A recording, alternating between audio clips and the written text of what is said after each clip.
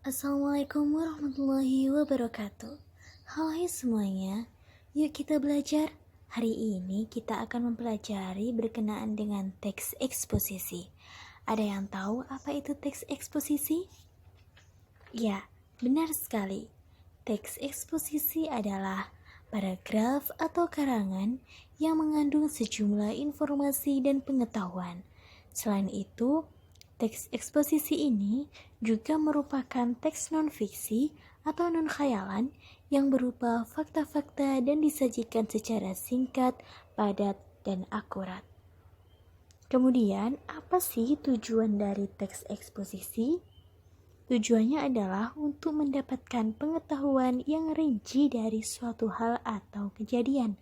Kalau dilihat dari tujuannya, maka kita harus sering-sering membaca ya, agar mendapatkan informasi dan pengetahuan yang sebanyak-banyaknya. Selanjutnya adalah jenis-jenis dari teks eksposisi. Yang pertama ada teks eksposisi berita. Teks eksposisi berita adalah teks yang berisi pemberitaan mengenai suatu kejadian yang ditulis ke dalam 5W plus 1H.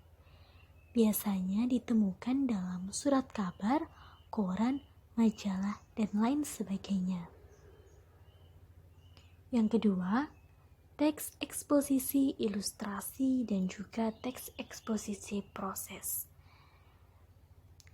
Teks eksposisi ilustrasi merupakan gambaran sederhana atau bentuk konkret sebuah ide. Penulisan ini menggunakan frasa penghubung, contohnya seperti atau bagaikan. Kemudian, eksposisi proses adalah langkah-langkah atau penggunaan sesuatu, seperti langkah-langkah penggunaan handphone, langkah-langkah pembuatan kue, dan lain sebagainya. Yang ketiga, eksposisi perbandingan. Eksposisi perbandingan ini merupakan ide penulis yang ingin mengungkapkan idenya dalam sebuah kalimat utama dan membandingkannya dengan yang lainnya.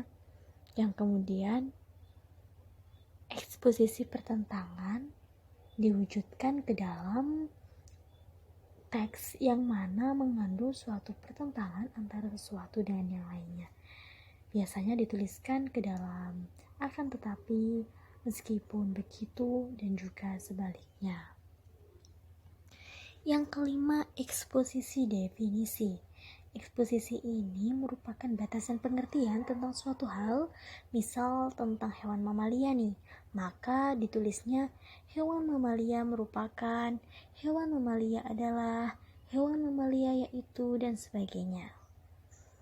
Yang terakhir, eksposisi analisis dan juga klasifikasi. Eksposisi analisis ini merupakan teks yang memisahkan suatu masalah dari gagasan utama jadi beberapa buah bagian yang dijelaskan secara berurutan, seperti menjelaskan atau menganalisis, yang mana klasifikasinya merupakan penyusunan ulang dari kaidah yang telah ditetapkan. Selanjutnya adalah struktur dari teks eksposisi. Apa sih struktur itu? Struktur adalah urutan kita dalam menuliskan teks eksposisi. Yang pertama nih ada tesis. Tesis ini berisi pendapat, gagasan, dan juga keyakinan dari penulis. Ini ada sebuah contoh.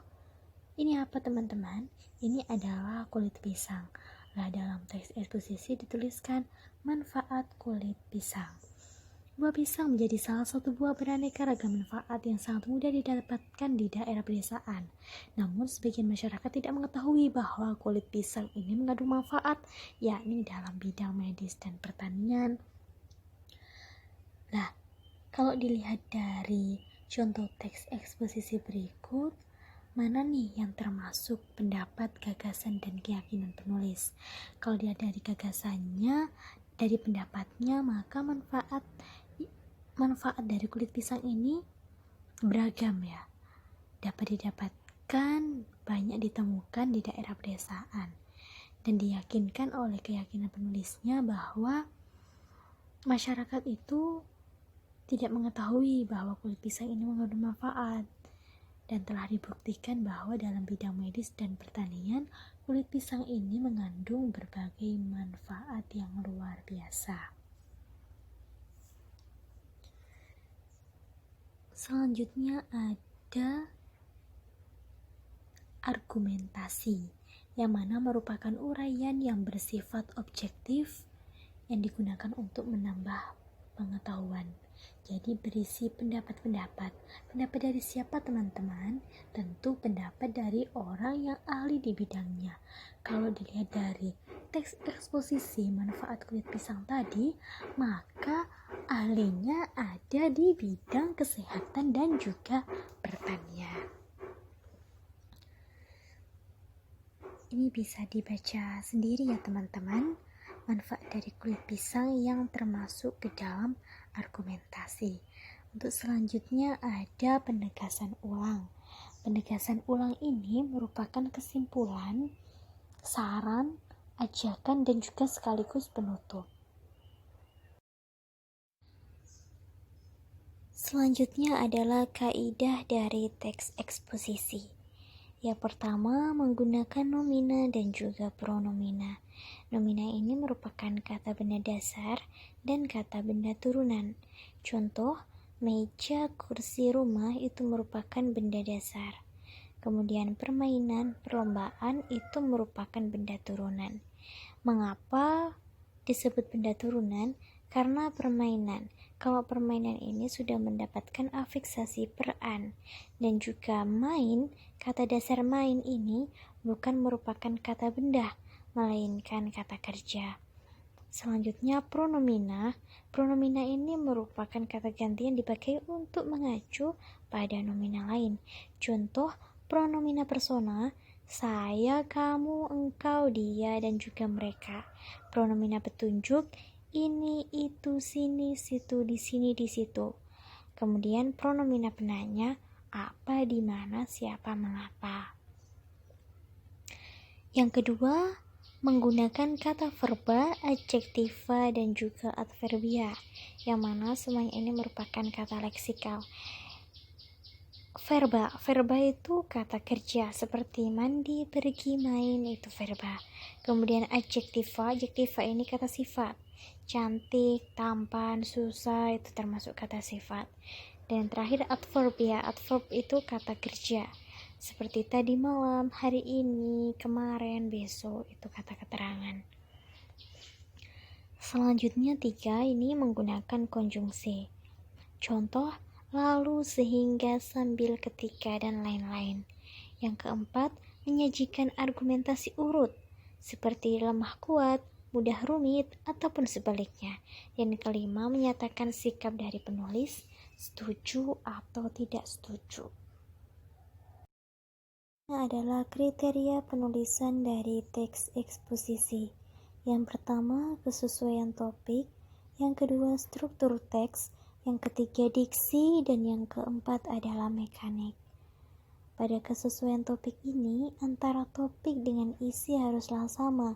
Misalkan tadi manfaat kulit pisang, maka ke dalam isinya juga harus mengandung penjelasan-penjelasan rinci dari manfaat kulit pisang itu sendiri. Yang kedua, struktur teks harus mengandung tesis, argumentasi, dan juga penegasan ulang.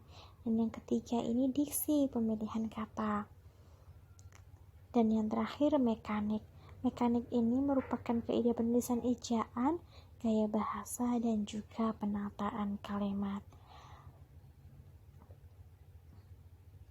Oke, itu dulu penjelasan dari saya mengenai teks eksposisi. Semoga apa yang telah saya bagikan kepada kalian semua bisa bermanfaat.